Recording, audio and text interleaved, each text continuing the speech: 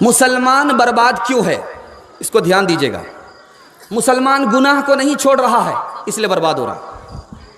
مسلمان کے پاس علم نہیں ہے، علم سے دور ہے اس لیے ناکام ہے۔ مسلمان کے پاس عمل نہیں ہے اس لیے ناکام ہے۔ مسلمان کے پاس اخلاق نہیں ہے اس لیے ناکام ہے۔ مسلمانوں نے قرآن کو چھوڑ دیا اس لیے مسلمان ناکام ہے۔ دھیان دیجیے گا، مسلمان گناہ کر رہا ہے، غلط کما رہا ہے، غلط ماحول میں ہے، اس لیے مسلمان ناکام ہے۔ راز کی بات بتا رہا ہوں، مسلمان ناکام کیوں ہے؟ آپسی لڑائی جھگڑے کی وجہ سے مسلمان ناکام ہے۔ بریلوی دیوبندی کے جھگڑے نے مسلمان کو ناکام کر دیا، سلفی اور حنفی کے جھگڑے نے مسلمان کو ناکام کر دیا۔ یہ جھگڑا کھڑا کیسے ہوتا ہے، ختم کیسے ہوتا ہے، سنیں گے اس راز کو، بہت خوبصورت مطالعہ ہے، عمر بھر کام آئے گا انشاءاللہ۔ ہاتھ اٹھا دیجئے انشاءاللہ۔ ہاتھ اٹھانے کے لیے اس لیے بول رہا ہوں، جب آپ ہاتھ اٹھاتے ہیں تو پتہ چلتا کہ آپ تیار ہیں۔ لڑائی کیسے شروع ہوتی ہے اور ختم کیسے ہوتی ہے یہ راز بتا رہا ہوں۔ تکبر سے لڑائی کھڑی ہوتی ہے۔ تکبر کوئی کرے تو جھگڑا کھڑا ہوتا ہے، تواضع کرے جھگڑا ختم ہو جاتا ہے۔ تکبر کا مطلب ہے میں تم سے کم نہیں، تم میرے برابر نہیں، تم میرے جوتے کی ٹھوکر میں ہو۔ تکبر کیا، جھگڑا کھڑا ہوا۔ اس نے کہا کہ بھائی تم ہی بڑے رہو، میں ہی چھوٹا ہوں، جھگڑا ختم ہو گیا۔ اپنے کو چھوٹا مان لیجئے، جھگڑا ختم۔ اپنے کو بڑا مانیے گا، جھگڑا کھڑا ہوگا۔ دوسرا نمونہ دے رہا ہوں، دھیان سے سنیے گا، جھگڑا کیسے کھڑا ہوتا۔ غصے میں آ گئے، آپے سے باہر ہو گئے، جھگڑا کھڑا ہو گیا۔ صبر کر لیا، غصے کو پی گئے، جھگڑا ختم ہو گیا۔ تیسرے نمونے کو ذرا دھیان میں رکھیے گا، جھگڑا کیسے کھڑا ہوتا۔ بدلہ لینے کے لیے کھڑا ہو گئے کہ ہم معاف نہیں کریں گے، بدلہ لیں گے، جھگڑا ہوگا۔ آپ نے کہا کہ بھائی میں نے معاف کر دیا، مجھے بدلہ لینا ہی نہیں ہے، جھگڑا ختم ہو گیا۔ تیسرے نمونے کو ذرا دھیان میں رکھیے گا، جھگڑا کیسے کھڑا ہوتا ہے۔ ماں باپ بیٹا دونوں ایک جگہ کاروبار کر رہے ہیں، تجارت کر رہے ہیں، لیکن حساب کتاب نہیں ہے، جھگڑا کھڑا ہوگا۔ بھائی کا کاروبار ہے لیکن حساب کتاب ہے، جھگڑا ختم ہو جائے گا۔ حساب کتاب سے جھگڑا ختم ہو جاتا ہے، اٹکل سے حساب کتاب نہیں ہے، اٹکل میں کام چل رہا ہے، جھگڑا ہوگا۔ باپ کا انتقال ہوا، میراث ہے، جلدی تقسیم ہو گئی، جھگڑا ختم۔ دیر سے تقسیم ہوگی، جھگڑا کھڑا ہوگا۔ چوتھا راز بتا رہا ہوں، جھگڑا کیسے کھڑا ہوتا۔ جھگڑا دوسرے کا مذاق اڑائیں گے، دوسرے سے بحث کریں گے، دوسرے سے وعدہ خلافی کریں گے، جھگڑا کھڑا ہوگا۔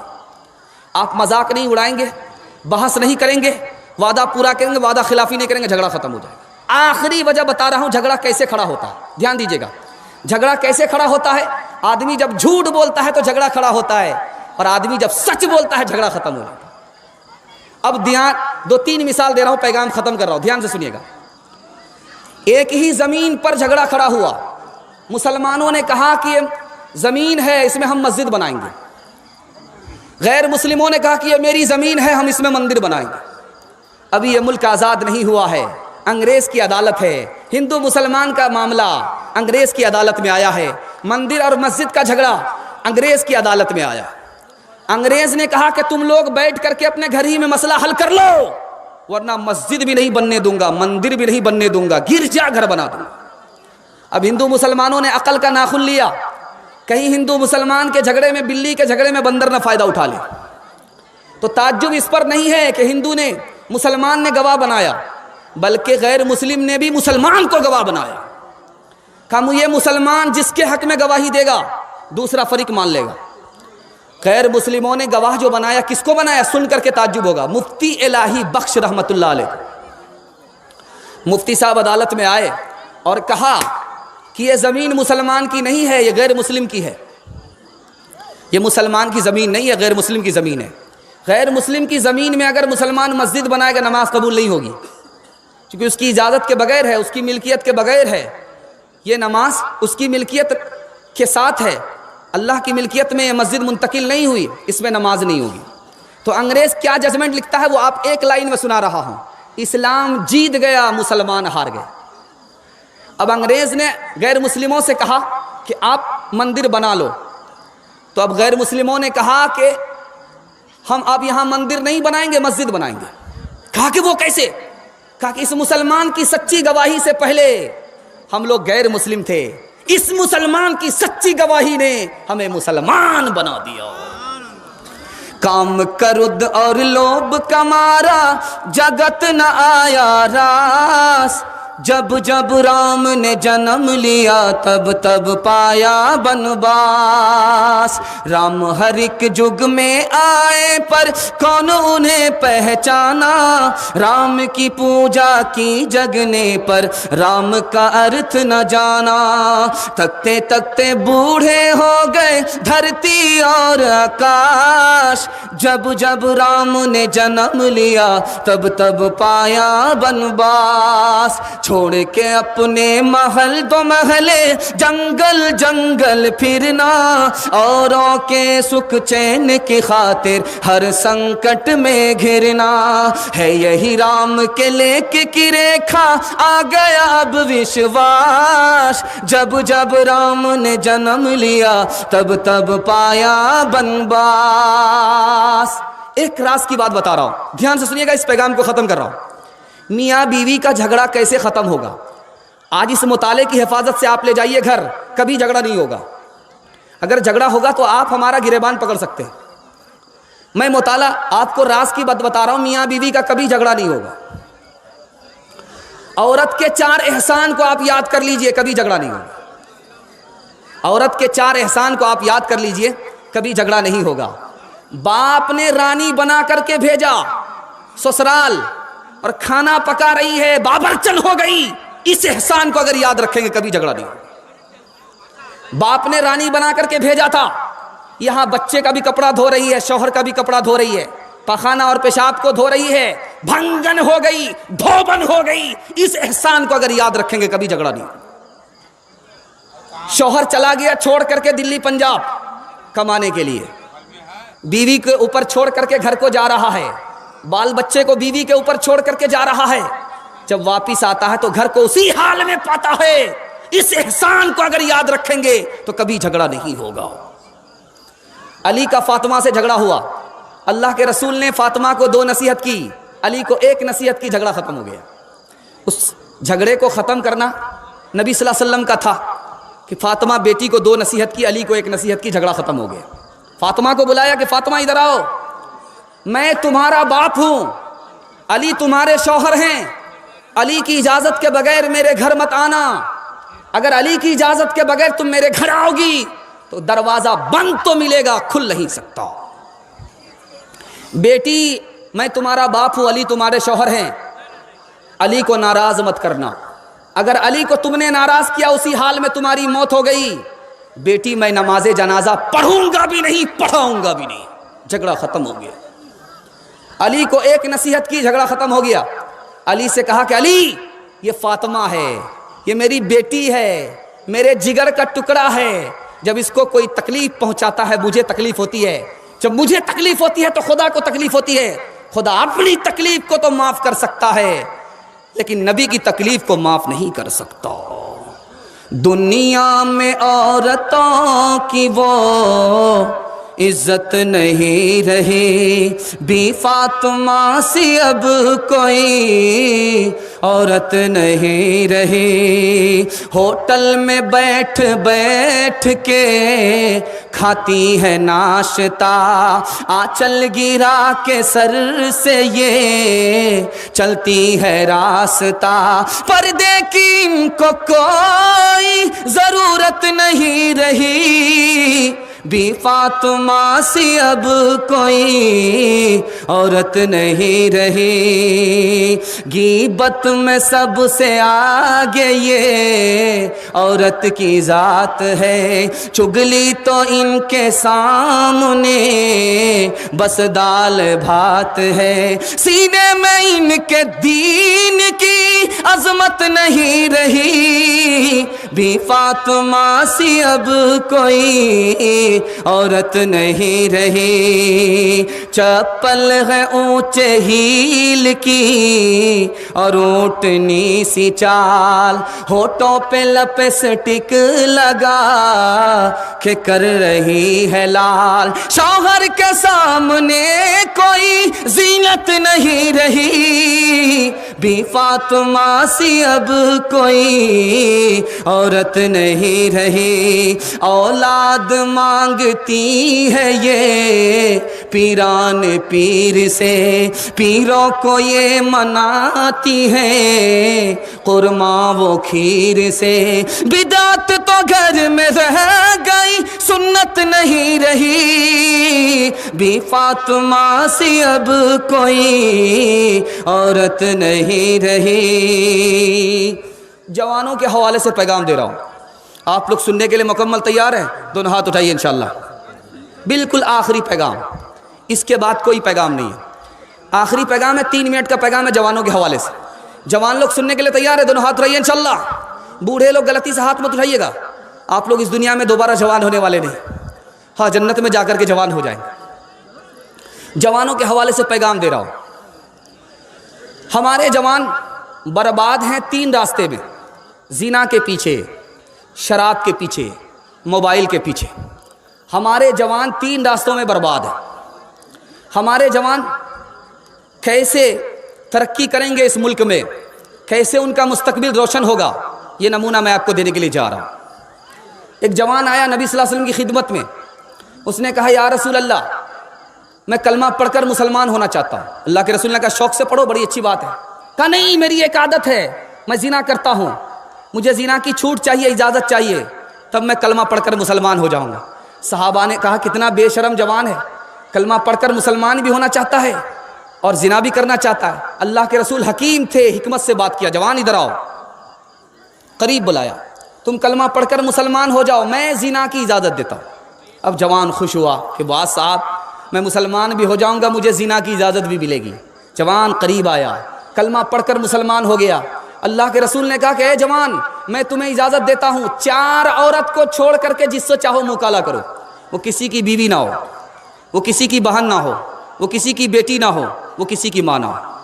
اس نے کہا یا رسول اللہ آپ اجازت دے رہے ہو یا جال میں پھنسا رہے ہو، اس کے بعد تو کوئی عورت ہی نہیں بستی ہے۔ کہا غور کرو جوان، تمہاری ماں کے ساتھ کوئی زنا کرے اس کو دنیا میں نہیں رہنے دو گے، تمہاری بیٹی کے ساتھ کوئی زنا کرے اس کو قتل کر دو گے، تمہاری بہن کے ساتھ کوئی زنا کرے اس کو پھانسی پر چڑھا دو گے، تمہاری بیوی کے ساتھ کوئی منہ کالا کرے اس کی ہستی کو مٹا دو گے، لیکن یاد رکھو تم جس کے ساتھ زنا کر رہے ہو وہ بھی کسی کی ماں ہے، وہ بھی کسی کی بیٹی ہے، وہ بھی کسی کی بیوی ہے، وہ بھی کسی کی بہن ہے۔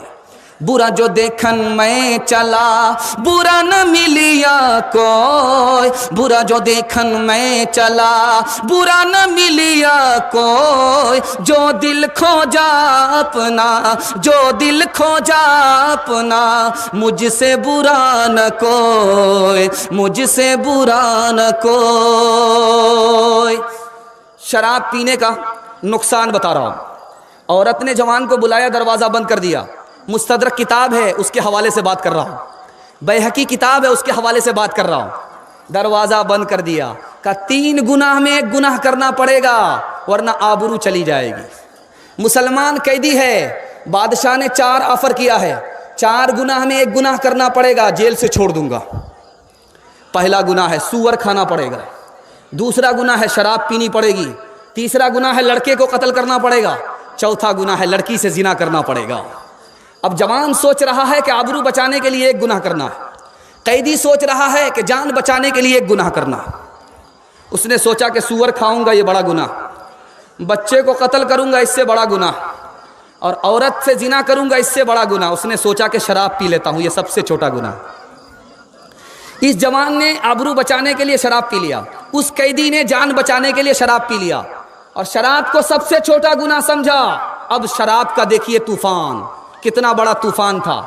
جیسے ہی سر پہ نشہ آیا اس نے سور کا گوشت کھا لیا، اس نے لڑکے کو قتل کر دیا، لڑکی سے زنا کر لیا، ایک شراب آئی سارا گناہ آ گیا۔ جوانوں کو ذرا پرواہ نہیں اس بے تدالی کی، بڑھاپے میں نتیجے اس کے یہ نادان دیکھیں گے، گلاسوں میں جو ڈوبے پھر نہ ابھرے زندگانی میں، ہزاروں بہہ گئے ان بوتلوں کے بند پانی میں، نہ کر برباد اپنی زندگی بوتل کے دیوانے، وہ کاٹے گا بڑھاپے میں جو بوتا ہے جوانی میں، یہ دارو کا یہ دارو کا پیالہ موت کا کڑوا پیالہ ہے، ملا ہے زہر شربت میں، ملا ہے زہر شربت میں، چھپی ہے آگ پانی میں، ملا ہے زہر شربت میں، چھپی ہے آگ پانی میں۔ آخری نمونہ جوانوں کے لیے دے رہا ہوں، پیغام کو ختم کر رہا ہوں۔ آپ کا بہت سخت امتحان ہو گیا، اللہ آپ کو جزائے خیر دے۔ میں نے وقت سے زیادہ آپ کو پیغام دے دیا، اللہ آپ کو جزائے خیر دے۔ ہمارے سنانے کے آپ کے سننے کو اللہ بے حد قبول فرمائے۔ ایک نمونہ ہے، سننے کے لیے تیار ہے؟ 1 منٹ میں ختم ہو جائے گا، ہاتھ اٹھا دیے انشاءاللہ۔ بالکل ایک نمونہ چھوٹا سا، جوان کی ابھی شادی نہیں ہوئی ہے، کنوارا ہے، تو بھائی کو اپنا بھائی سمجھتا ہے، بہن کو اپنی بہن سمجھتا ہے، باپ کو اپنا باپ سمجھتا ہے، ماں کو اپنی ماں سمجھتا ہے۔ لیکن جیسے ہی شادی ہو گئی، دوپٹے کی ہوا لگ گئی، اب باپ کو پاپ سمجھتا ہے، 2 نقطے کا اضافہ ہو گیا۔ ماں کو دشمن سمجھتا ہے، اس کے سائے سے دور رہنا چاہتا ہے، بہن کو چڑیل سمجھتا ہے، اس سے دور بھاگتا ہے، بھائی کو اپنا دشمن سمجھتا ہے، اور ساس سسر کو کیا کہتا ہے؟ قبلہ اور کعبہ۔ یہ الو کا پٹھا، یہ قبلہ اور کعبہ ہو گیا۔ ساس سسر کو قبلہ اور کعبہ، اور سالہ کو کیا کہتا ہے؟ ساری خدائی۔ ساری خدائی ایک طرف، جورو کا بھائی ایک طرف۔ سالی کو کیا کہتا ہے؟ دودھ کی چھالی۔ جس گھر میں سالی نہیں وہ گھر بیکار، جس دودھ میں چھالی نہیں وہ دودھ بیکار۔ راز کی بات بتا رہا ہوں، ایک مثال پر نمونے کو ختم کر رہا ہوں۔ ایک مثال پر، چائنا میں زلزلہ آیا، ملبے کے نیچے ماں بھی دب گئی، بیٹا بھی دب گیا، دودھ پیتا بیٹا دب گیا، ماں بھی دب گئی ملبے کے نیچے۔ 1 ہفتے کے بعد ملبہ ہٹایا گیا، ماں بھی زندہ نکلی، دودھ پیتا بچہ بھی زندہ نکلا۔ اب اس ماں کا انٹرویو ہے، ماں کو رلانے والے، ساس سسر کو خوش کرنے والے۔ اس آہ سے کبھی بھی آپ کی دنیا آباد نہیں ہوگی، دین تو الگ برباد ہوگا۔ مثال دے رہا ہوں، پیغام سنیے، اس ماں کا انٹرویو سنیے۔ اس سے پوچھا جا رہا ہے کہ زلزلہ آیا ملبے کے نیچے، 1 ہفتے کے بعد ملبہ ہٹا، تو کیسے زندہ رہ گئی؟ تو اس ماں کا انٹرویو دیکھیے، کیا انٹرویو دیتی ہے کہ جب تک میرے پیٹ میں پانی تھا، کھانا تھا، میں اپنے بچے کو دودھ پلاتی رہی۔ جب پیٹ کا دانا پانی ختم ہو گیا، دودھ آنا بند ہو گیا، اب میرا بچہ رونے لگا، میرے پاس دودھ نہیں ہے، بچہ رو رہا ہے، دیکھا نہیں جا رہا ہے۔ میں نے سوچا کہ دودھ نہیں ہے، چلو کوئی بات نہیں، خون جگر تو ہے، انگلی کو چھیل کر کے میں نے بچے کو دودھ پلایا، 10 انگلی کو میں نے زخمی کیا، بچے کو خون پلایا، دودھ کی جگہ خون پلایا۔ اس کے بعد میں بے ہوش ہو گئی، مجھے ہوش نہیں ہے کہ میں کہاں ہوں، میرا بچہ کہاں ہے۔ خون جگر پلانے والی ماں کو رلانے والے کبھی خوش نہیں ہوگے۔ انشاءاللہ ساس سسر کو خوش رکھیں گے، ہاتھ رہیے انشاءاللہ۔ خیر ڈس بریک مارا۔ ماں باپ کو خوش رکھیں گے، ہاتھ رہیے انشاءاللہ۔ ماں باپ کی خدمت میں دل و جان لٹاؤ، قرآن کا فرمان ہے تم اس کو نبھاؤ، کرو ماں باپ کی خدمت تمہارے کام آئے گی، یہی خدمت تمہیں اللہ سے جنت دلائے گی، بڑھائے گی تمہاری عمر کے ایام، یہ خدمت عطا ہوگی بفیض کبریا، روزی میں بھی برکت، اللہ کی رحمت سایہ فگن ہوگی، مثل قمر قسمت جلوہ فگن ہوگی، یہ کشتی عمل کی ہے اسے پار لگاؤ، قرآن کا فرمان ہے تم اس کو نبھاؤ۔ پیغام ختم ہو گیا، آپ صرف 3 وعدہ دیجئے، آپ کا جلسہ کامیاب ہو جائے گا۔ ہاتھ اٹھائیے انشاءاللہ، اللہ کی عبادت کریں گے انشاءاللہ، رسول اللہ کی اطاعت کریں گے انشاءاللہ، مخلوق کی خدمت کریں گے انشاءاللہ، اور 3 کام چھوڑ دیں گے کبھی آفت نہیں آئے گی۔ ہاتھ اٹھائیے انشاءاللہ، گناہ نہیں کریں گے۔ غلط نہیں کمائیں گے، غلط ماحول میں نہیں جائیں گے۔ نہ کتابوں سے نوازوں سے نظر سے پیدا، دین ہوتا ہے بزرگوں کی نظر سے پیدا۔ نہیں سیکھا انہوں نے دین رہ کر شیخ کے گھر میں، پلے کالج کے چکر میں، مرے صاحب کے دفتر میں تھے، کیک کے چکر میں تو روٹی بھی گئی، بڑی شے کی طاق میں تھے تو چھوٹی بھی گئی، نہ مانی بات وائس کی، تھے پتلون کے چکر میں تو لنگوٹی بھی گئی۔ وآخر دعوانا ان الحمدللہ رب العالمین۔